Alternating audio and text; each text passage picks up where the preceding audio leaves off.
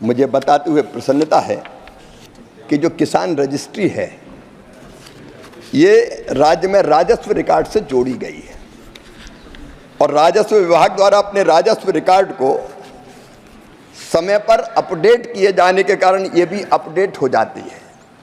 मान लीजिए किसी किसान ने अपनी जमीन बेच दी किसी और को, तो तत्काल किसान रजिस्ट्री में अपडेट हो जाएगा कि ये जमीन शिवराज के नाम नहीं है, गिरिराज के नाम है, तो तुरंत अपडेट किया जा सकेगा उसको।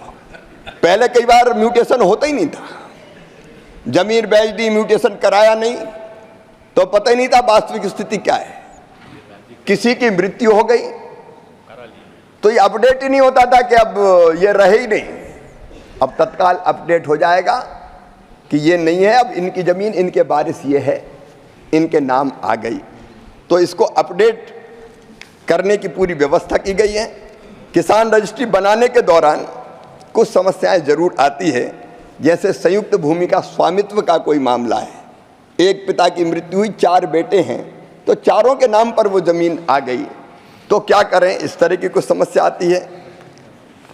इन स्थितियों को भी हल करने के लिए मंत्रालय राज्य को अपने भूमि स्वामित्व को अपडेट करने और संयुक्त मालिकों और मृत मालिक आदि की समस्या से निपटने के लिए नियमों को स्पष्ट कर राज्यों की नीति के अनुसार एप्लीकेशन में जरूरी तकनीकी सुधार करने के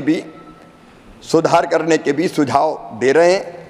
ऐसे समाधान के बाद भी यदि किसानों के भूमि रिकॉर्ड अपडेट नहीं किए गए हों तो कोई विसंगति पाई गई हो तो शिकायत निवारण तंत्र ग्रीवेंस रिड्रेसल सिस्टम किसानों की मदद करता है।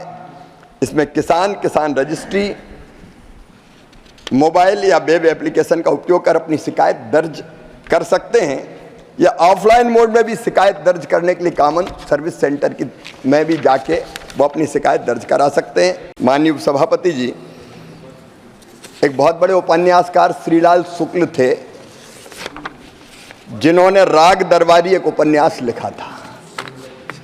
उसमें एक पात्र था किसान लंगड़। वो लंगड़ अपने खेत की नकल प्राप्त करने के लिए तहसील जाता है, एक नहीं अनेकों दिनों तक वो एक अधिकारी के पास, फिर दूसरे अधिकारी के पास, एक विभाग के पास, फिर दूसरे विभाग के पास, फिर तीसरे विभाग के पास भटकता रहता है और अंततः उसे नकल नहीं मिलती।